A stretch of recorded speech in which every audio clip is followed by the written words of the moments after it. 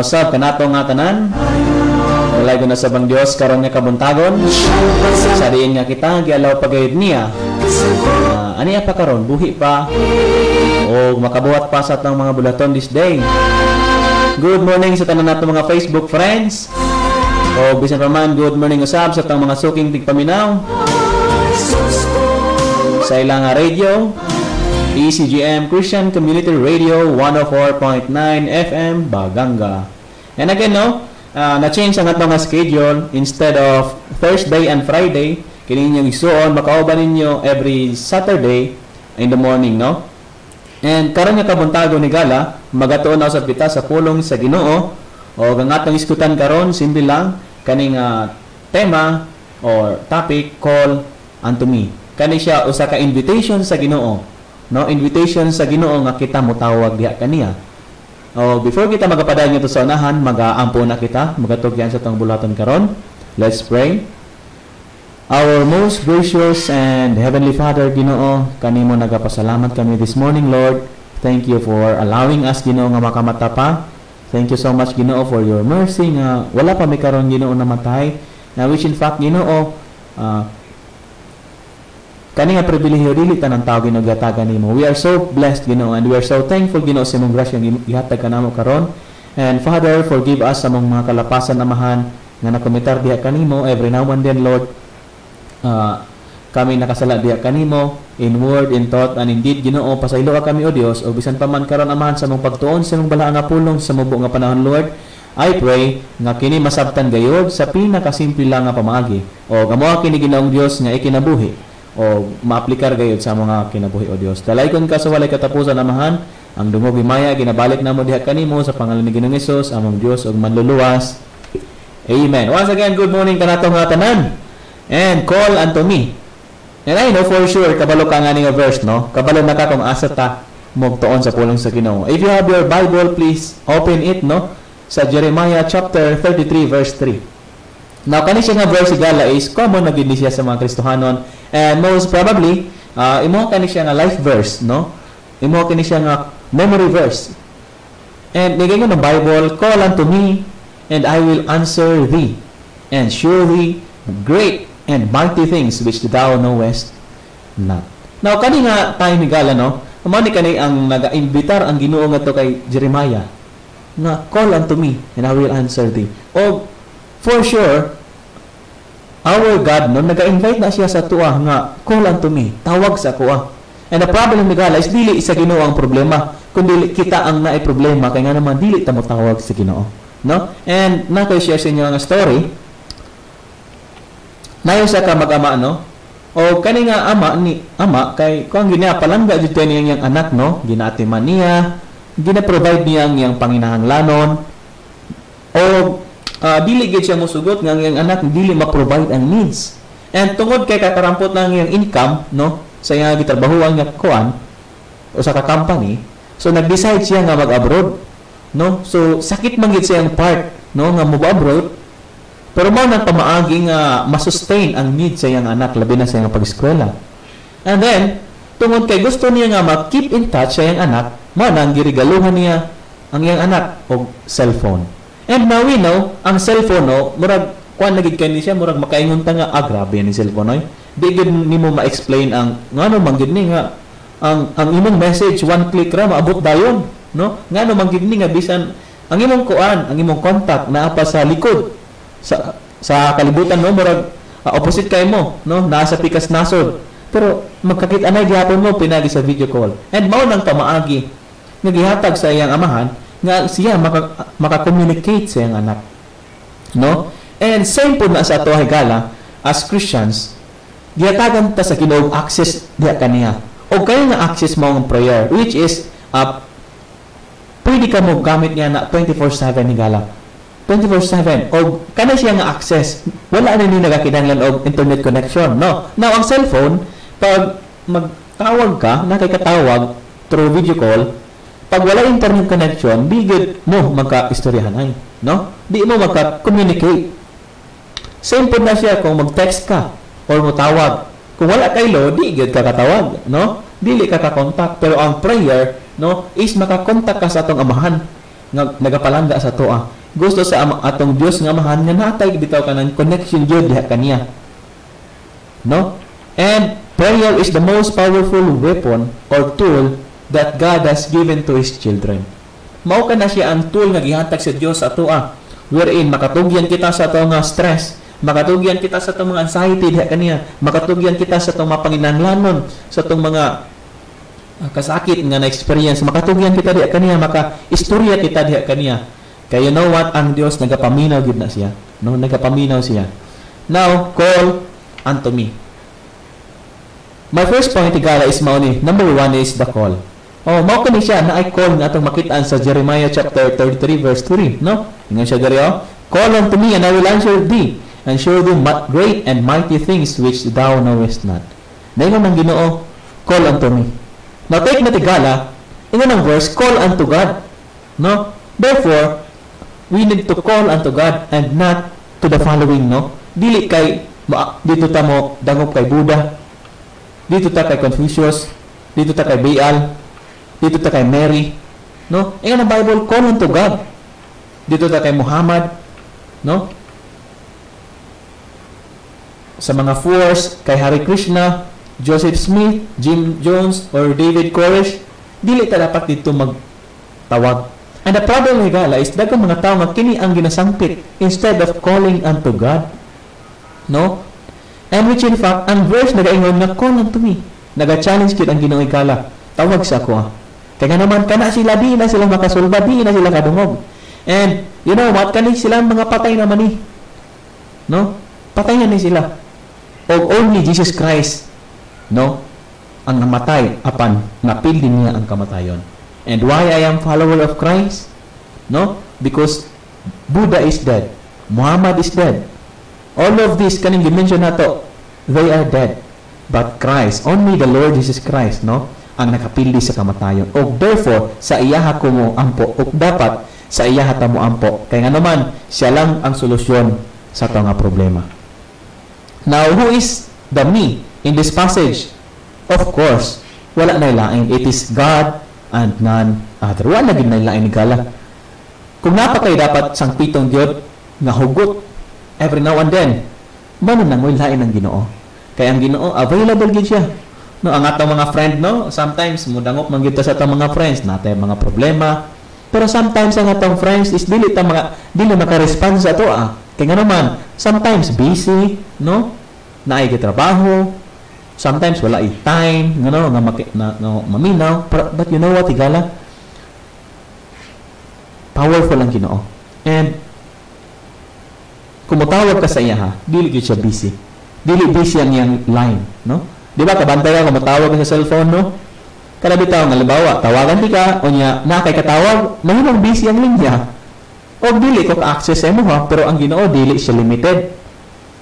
Kaya andam siya maminaw, di siya magdungan pa magtawag sa iya, magdungan pa tagtawag sa iya, di gyud na kaya din na siya sa Ginoo because our God is a powerful God o walay butang nga dili niya mahimo. Why? Earnest prayer, ang pag-ampo nga earnest gyud, no, it can save a lost sinner, no? It can bring healing to the sick, no? Pwede na siya. And of course, depende kung unsa ang kabubuton sa Ginoo. No? Dili pud na garantiya nga earnest prayer gyud. Kanang mo ampo gyud ka, ampuan nimo nga ay sakit, dili gid na siya ingon nga 100% garantiya nga i-grant sa Ginoo nga mahil gyud siya. No? Kaya nga naman, kung kabubuton sa Ginoo nga ayun siya, maayo gyud siya. Pero kung kabubuton sa Ginoo nga dili gyud. Mo na nga itabo sa magud kay Apostle Paul, no? Na siya ay kay bitang thorn for the flesh, ngani ang experience. And man nag-ampo siya sa Ginoo 3 times a day. Nga wag tamon unta to nga thorn. Pero God says, no, my grace is sufficient for thee. However, sometimes earnest prayer can bring healing to the sick. And it can change our world. No, it can bring salvation to the lost. No? And mo nang ingon pa nga, ang tinuod yun nga revival, nagasugod yun ka na siya sa usa ka tao nga na-engage with quiet time. No? Now, call unto me. Not just the call, but number 2, the answer. Kung nagani mo, tawagan ito sa Ginoo, nagin na itubag. Now, unsa may tubag, sumala sa verse. No? Call unto me and I will answer thee. The word I will answer thee, nagpamatuod higala, nga mutubag yun ang Ginoo sa toa. Mutubag yun siya. I will answer thee. No? Murag sometimes sa itong kinabuhi na natay murag dili bitaw masabtan. Pero this is one of those verses that God promises to respond. Mo respond yun ang Ginoo. No? Dili kuan ang Ginoo kanang dili busy ang linya sa Ginoo. Pwede mo siya ma-access. O again, ang access through prayer sa atong Ginoo. Wala na siya nagkakinahanglan og wifi, wala na siya nagkakinahanglan og internet connection, wala na siya nagkakinahanglan og load. Mao may kala, it is a privilege no nga makaampo ta sa atong Dios. But however, daghan sa tuang mga Kristiyano na miss nato na kana siya nga opportunity. Sometimes no ang pag-ampo is giisip nato nga burden instead na usa ka pribilehiyo nga makatawag kita sa atong Ginoo. No? And God, I will answer thee. Ingon ang Ginoo. That means muluwas siya, no? Wanang ang usa ka tawo nga mo paubos sa iyang kaugalingon, mo angkon kang Ginoong Kristo nga iyang Dios ug manluwas ug moampo, iyang gid na luwason sa Ginoo. No? Og daghan pang mga insight ug mga blessing nga ginabubuos sa Ginoo. Mao nang makabantay ka nga marami taong sa atong kinabuhi na maka-experience ka nga mura naman kog mamati no, wa na koy kadaganan ba, no, wa na koy lutsanan. Pero makita nimo nga ang Dios gihapon, no? Sa gihapon nagahatag og pamaagi, nagahatag og panalangin na even kita, no? Even kita dili kita kasabot. And in the first place, kani nga mga blessings nga ginahatag sa Dios sa atoa is dili gyud ta deserving sa iyang grace. Gani kung imong tan-aw sa salvation pa lang daan, no? No, sa pagtubag sa Ginoo, sa pagluwas sa Ginoo sa tuwa sa impyerno is dako na siya nga blessing. And that's why we need to call unto God kay nga naman motubag yun siya. Whatever, no? And we know na tulo ka klase ang tubag sa Ginoo. Posible siya moingon nga yes, posible po siya moingon nga no, o posible man po nga wait. O bisan asa niya na nga tubag sa Ginoo, the point is motubag yun siya. O kung mao nang makalipay siya ha, we need to humbly accept, no? O kung mga ikag wisdom, hatagan kaniya wisdom, no? Mao na ingon sa Bible sa James, no? If anyone lacks wisdom, let him ask the Lord. No, kay ang Dios muhatag yun siya nga walay pagbagulgol. Mao na ingon sa verse. And opposite kayo sa tuwa, no? Kaya naman sometimes as a Christians, kana bitang pagmuhatag ta na bitaw kanang mamoyboy, no? Sometimes ang tao pag muhatag usay bawion niya, or kung dili man niya bawion, sometimes mamoyboy. Ug mao ka nang nature sa tao, and ang nakanindot sa Ginoo ikala kung unsa yang gihatag dili na gid na niya bawion, no? Dili na gid na niya bawion. Now maghahatag ko siya open doors, no? Mga opportunity nga wherein as a Christian ma-enjoy nato kana siya, no? Opportunity, it could be mga blessing financially, mga tagaan ba kaniyang mga job, mga trabaho, no? And open windows. O daghan pa. O ang ato lang responsibility is we need to call unto God. Mutawag sa Ginoo. Kaya nga naman mutubag yun siya. Dili lamang the call, dili lamang the answer, but number 3, the results. Napod na yung mga results ay. Resulta bagay pag ang Ginoo mo trabaho na kina siya resulta, no? Di na mahimo nga walay resulta. Now in Jeremiah chapter 33 verse 3 again, call unto me and I will answer thee and show thee great and mighty things which thou knowest not. Now, God will meet your needs. Mao ginang promise sa Ginoo igala. Ayaw jud kalimot nga but kana bitang ma-experience nga murag wala naman koy malutsanan, no? Murag kinahanglan man gid nako financial, tagbuon na sa Ginoo igala. Nagakinahanglan tag peace of mind, tagbuon na sa Ginoo, need na siya, no? And nagapromise ang Ginoo nga mag-supply sa tong need. Manaingon si Bible sa Bible, but my God shall supply all your need according to His riches in glory by Christ Jesus in Philippians chapter 4 verse 19.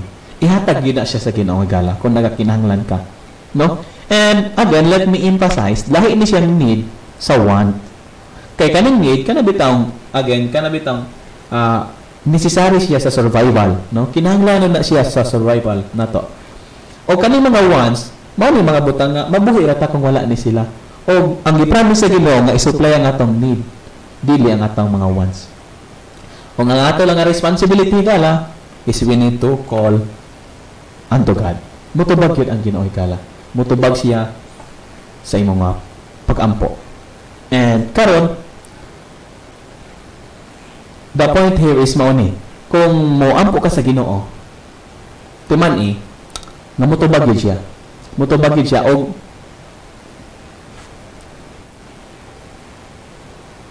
ang pangutana is sama sa story ganiha, the question is, anak mo ba ka sa Ginoo, no? Kaya again, ang prayer sa dili anak sa Ginoo, dili gid ang Ginoo mahimot niya na igala. Ang manang pang i-grab nato ni nga pribilehiyo na makashare sa mo gospel. Pangutana imong kaugalingon, what if mamatay ka karon? Sigurado ka na ba 100% nga palangit ang imong kalag? Karon ang pinaka-perfect time to call unto God, no? Kung dili pa ikaw luwas igala, no? Naga-challenge ang verse, call unto me. Ningon si Jesus Christ, come unto me. Ingon sa Romans chapter 10 verse 13, for whosoever shall call upon the name of the Lord shall be saved. The question is, are you saved? Kung mamatay ka karon, sigurado ka na ba 100% na palangit ang imong kalag?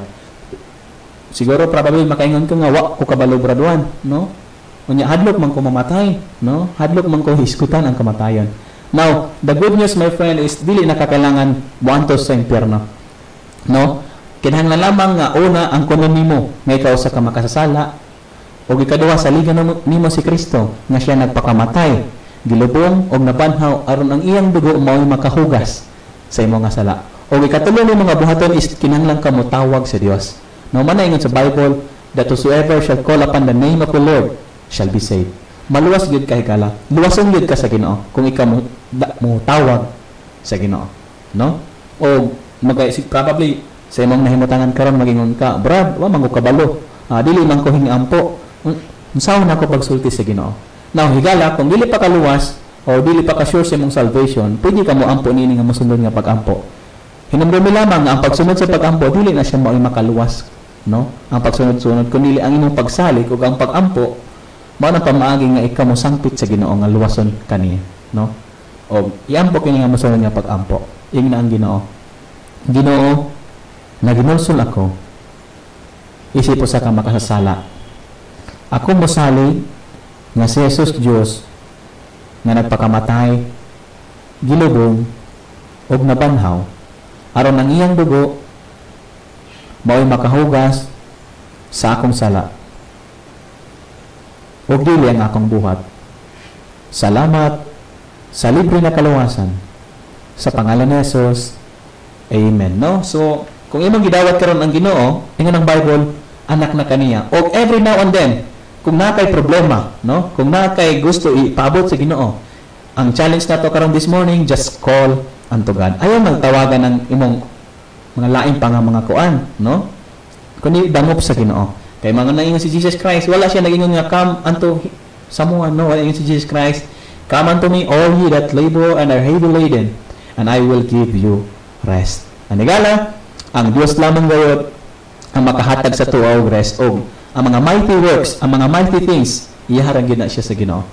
And mao na again, ang hagit ka nato karon this morning, just call unto God. Ikaw ba nagmalipayon? Tawag gyapon sa Ginoo, ampo sa Ginoo, no? Naabaka sa kasakitan, sa suffering, just call unto God. Kaya ang Dios andam kanunay maminaw kanimo. Let's pray. Father God in heaven, thank you for your word. Nag-remind ka namo o Dios nga kinahanglan gayud amahan nga kami mudangop diha kanimo Lord, mutawag and dili ikaw ang naay problema Lord kun dili kami. Nga gyata ka namigit nimo Ginoo og access nga maka-commune with you Lord. Pero amo kini nga giusikan nga pribilehiyo. Bosa Lord, please check our heart. Repair us Ginoo. Unta ma-appreciate namo ang imong provision nga maka-communicate diha kanimo nga mao ang prayer Lord. Tabangi kami amahan. O bisan pa man ikaw magapanalangin sa mata ko sa karon nga nagapaminaw karon. This we pray in Jesus name. Amen.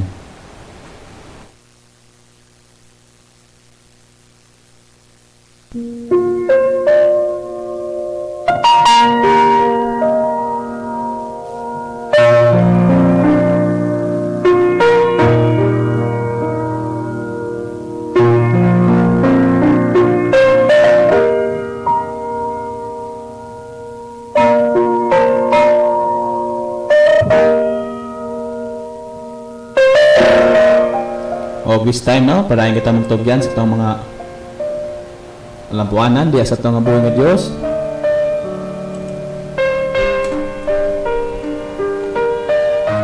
Uban gayud ang paglaong nga ang Diyos kanunay gyud magapaminaw sa taong mga pag-ampo nga sa